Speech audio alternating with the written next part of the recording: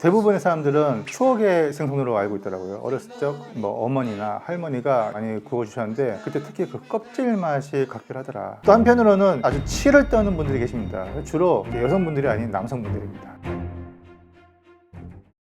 안녕하세요, 입질의 추억입니다. 오늘은 김지민의 자사한 오보 13번째 이야기입니다. 자, 지금처럼 봄 서식이 완연할 때 가장 맛있는 제철 생선이죠. 자, 이 생선으로 말할 것 같으면 서민을 대표하는 생선이자 추억의 먹거리. 특히 고등어를 아주 후려 빵칠 정도로 맛이 좋으면서 가성비가 굉장히 좋은 생선인데 먹는 방법에 따라서 내 통장 잔고가 바닥이 될 수도 있는 이 녀석으로 쌈을 싸 먹다가 빵을 말아 먹었다거나 아니면 가지고 있던 배까지 말아 먹었다거나. 자, 이쯤 되면 어떤 생선인지 아시겠나요? 특히 이 녀석이 같은 이름 동명의 수입산 생선 때문에 완전 제대로 누명이 쓰여져서 굉장히 억울한 처지에 빠진 생선이기도 합니다. 자, 오늘의 주제는 바로 봄 제철 생선인 이면수어입니다. 보통 흔히 이면수라고 많이 부르죠. 또는 임연수. 실제로 이 임연수라는 말이 사람 이름에서 따왔다고 하네요. 근데 표준명은 임연수어. 강원도가 대표 산지인데 그곳에서는 방언으로 새치라고 부릅니다. 자, 이 녀석은 이제 최대 성장 크기가 65cm 이를 정도로 굉장히 크게 자라지만 우리가 보통 시장에서 접하는 크기는 한 25cm 한 어느 정도. 크면은 한 30cm가 넘어가는데 이 정도만 돼도 굉장히 기름지고 맛있고 먹을거리가 많죠.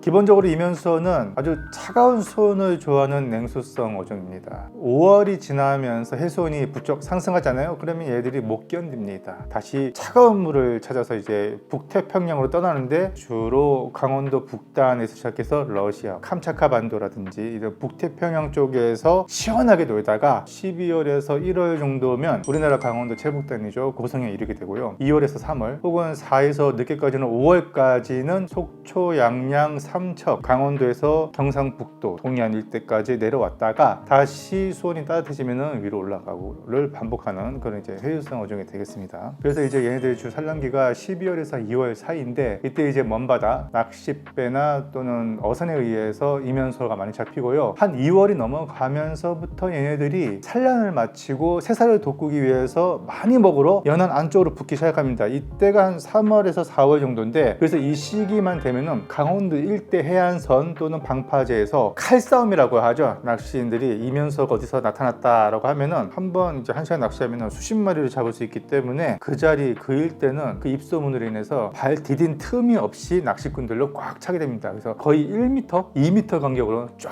서서 이면수어 낚시를 하게 되는 그런 진풍경이 연출이 됐죠. 한 가지 특이한 사실 중 하나가 2010년대 접어들면서부터 이 이면수어가 3년 주기로 대풍을 맞는다라는 소문이 있었습니다. 실제로 2013년도, 2016년도 그리고 2019년도에는 어마어마하게 많이 잡혔습니다. 배에서도 잡히고 해안가 갯바위에 방파제 할 것 없이 낚시에서도 많이 잡히고. 그래서 이면수어가 3년에 한 번씩 대박이 난다라는 소문이 났는데 2019년도에서 정확히 3년 뒤였죠. 2022년도는 사실 의문점이 좀 들었습니다. 제 기억으로는 이면수어가 그렇게 많이 나지 않았던 그런 기억이 있고. 자, 다시 3년 뒤인 바로 올해죠. 2025년도 과연 이면수어 낚시든 조업이든 태풍을 맞이할 것이냐. 태풍을 맞이한다면은 내륙지방이나 서울 수도권의 대형마트에도 제법 괜찮은 가격에 국산 이면수어가 풀리게 될 텐데 과연 4월 정도 되면은 어떻게 될지 결과가 나오겠죠. 아무쪼록 이면수어가 우리 바다를 많이 찾아줘서 좀 많이 잡혔으면 좋겠는데 해마다 수온이 상승하다 보니까 이면수어가 내려오다가 말고 좀 내려오다가 뜨거워서 말고 이렇게 돼버리니까 점점 이면수어 개체수가 줄기도 했고 또 실제로 많이 잡아먹기도 했고요. 그게 좀 많이 아쉬울 따름이죠. 저 같은 경우는 2016년도였네요. 그때 처음으로 이면수어 낚시를 했어요. 제가 낚시는 경력이 좀 됐지만 이면수어 낚시는 그때가 처음이자 아마 마지막이었던 걸 기억하는데 그때 이제 강원도 양양 수산한 방파제에서 찌를 이용해서 이면수어 낚시를 가러 갔다가 한 3-4시간 만에 한 80여 마리를 잡고 철수했죠. 정말 담그면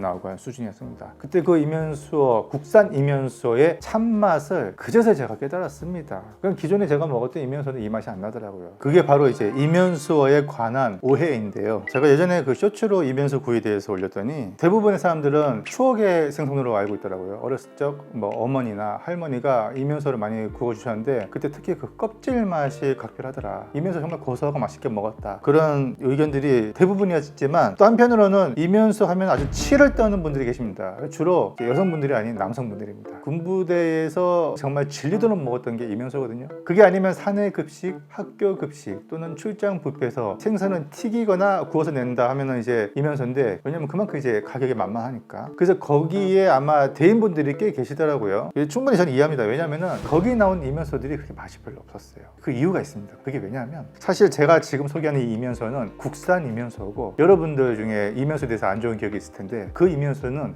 아마도 대부분이 수입산일 겁니다. 주로 러시아산 아니면 미국산인데, 심지어 종도 다른데 시장에서는 통칭 이면소라고 해서 판매를 해왔기 때문에 우리 기억 속에 이면소라고 한다면, 자 지금 사진 나가는데 이게 수입산 이면소거든요. 요게 이제 좀 알록달록한 무늬가 있고 살은 정말로 큼지막해서 많이 나오는데, 왠지 모르게 이거 먹어보면 껍질이 두껍거든요. 두꺼워서 껍질이 맛있을 것 같은데 어떤 날은 보면은 껍질과 사이사이에 그 지방이 있는데 거기에 그 이면소 특유의 느끼한 풍미가 있습니다. 비린내라고 한다면 비린내고, 어떻게 보면 약간 흙 냄새가 나기도 하고요, 잡내가 나기도 하는데, 그게 바로 이 수입산 이면소예요. 즉 표준명 당기 이면소라는 이 종에 한해서는 그런 풍미가 도드라지더라고요. 그것을 냉동으로 우리나라가 수입을 해서, 냉동 또 보관 기간이 오래되면 오래될수록 또 그런 냄새가 더 날 수도 있고, 신선도에 따라서 또 맛이, 어떤 거는 좀 담백해서 먹을만한데 어떤 건 좀 비리고, 그게 우리 기억 속에 이면소로 자리 잡았던 것. 우리 국산 이면소는 그냥 원래 맛있던 생선인데 이 수입산 이면소가 개판을 치는 바람에 누명을 쓴 거죠. 여기 지금 보면 댓글이 이면소 껍질은 최고 중에 최고죠. 나의 최애 생선. 역시 드실 줄 아는 분.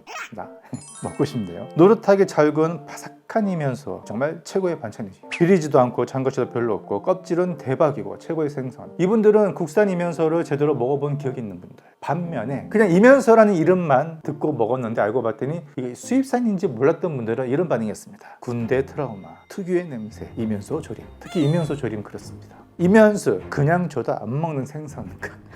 글쎄 아닌데, 군대에서 허구한 날 나오던 삼치보다 더 맛이 없는데, 거짓 방송은 안 됩니다. 근데 어쨌든 이분들의 기억이 틀린 게 아니라는 겁니다. 근데 이분들이 드셨던 이면소는 아마도 그게 국산 이면소가 아닐 가능성이 굉장히 많다는 거죠. 북태평양, 즉 뭐 알래스카, 캐나다, 미국, 러시아 쪽에 잡히는 그 이면소는 기본적으로 크게 좀 큽니다. 알록달록하고요. 제가 지금 여러분께 소개해드리는 껍질 먹다가 천석군이 망했다, 껍질로 쌈밥을 싸 먹다가 배까지 말아 먹었다 하는 이런 이면소는 바로 이제 국산 이면소가 되겠습니다.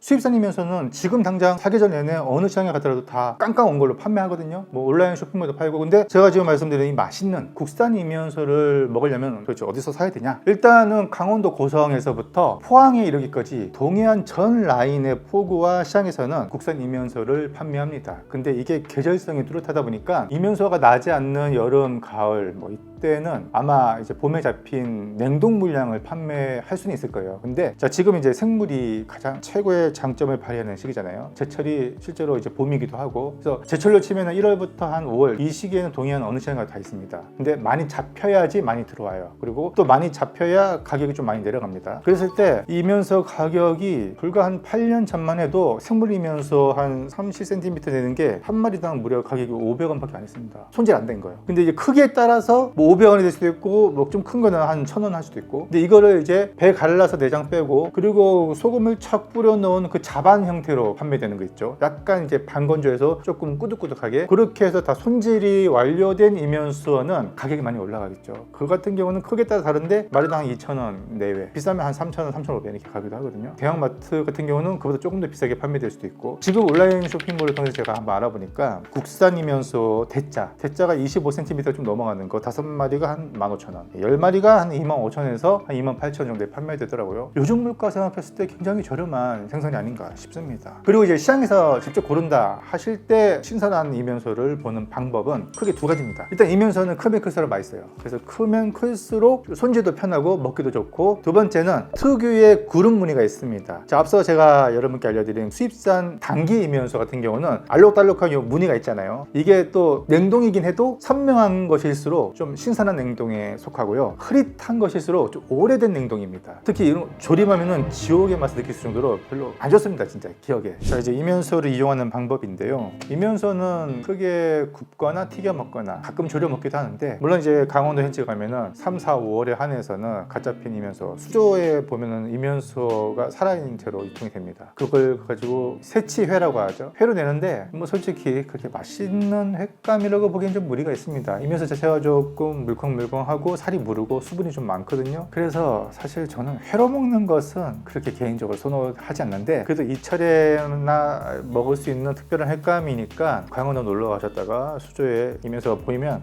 뭐 경험 삼아서 드시는 건 뭐 그렇게 나쁘지 않다고 보고요. 이 구이도 여러 스타일이 있는데 예전에 이제 요리책 쓸 때 다 해보고 먹어봤더니 이거는 취향에 따라 나뉘더라고요. 일단 가장 기본적인 것은 소금간만 딱 해서 프라이팬에 기름을 좀 넉넉히 두르고 튀겨내는 방법인데, 요거는 구이라고는 하지만 기름에 튀겨지듯이 껍질을 바삭하게 구워내는 방식입니다. 그렇게 하게 되면 지금 이 봄철에 이면소가 기름이 많이 끼거든요. 기름이 많이 끼면은 살과 껍질이 쉽게 분리됩니다. 그냥 쫙 분리되거든요. 그럼 그것만 가지고 흰 쌀밥에다가 김 싸듯이 이면소 껍질 쌈밥을 해 드시면 정말로 고소하고 맛있습니다. 두 번째 방법은 일명 무니엘 스타일이라고 하는데, 프랑스어로 이제 메니에르라고 하죠. 메니에르. 이게 뭐냐면 밀가루나 뭐 부침가루를 입혀서 그것도 역시 기름은 조금 자작하게 해서 튀겨내듯이 굽는 것. 이렇게 하면은 그 밀가루 때문에 껍질의 표면이 조금 더 바삭하게 크런키하게 익혀집니다. 그렇게 해서 먹는 스타일도 괜찮고요. 또 하나는 이면소는 그냥 일반적으로 구워낸 다음에 간장 양념이나 매콤한 고춧가루 양념을 끼얹어서 먹는 양념구이 스타일이 있고, 그리고 또 하나가 제가 선호하는 스타일 중에 하나가 파채찜입니다. 파절이 할 때 쓰는 것처럼 파를 채 썰어요. 그거를 잔뜩 올린 다음에 거기다가 생선 탕수에 쓰는 그 달짝지근한 간장 양념이 있습니다. 그거를 끼얹은 다음에 또 한번 끓는 마늘기름은 쫙 끼얹어서 이렇게 먹는 그 찜입니다. 이거는 왜 하냐면은 사실 이면소를 굽고 나서 껍질을 분리한 다음에 그 껍질을 밥에 싸 먹으면 이 살만 동그라니 남잖아요. 근데 이 살이 부드러워서 먹긴 좋은데 껍질 없이 살만 먹자니 뭔가 또 심심해진단 말이에요. 그래서 이거를 좀 맛있게 이용할 방법이 없을까 해서 제가 고안해낸 게, 구운 상태에다가 양념과 마늘기름을 끼얹은 파채, 찌진 않았지만 찜이라고 제가 일단 붙여서 이용을 했는데, 껍질이 없어진 요 살만 먹기에는 그 조리 방식이 상당히 잘 어울리더라고요.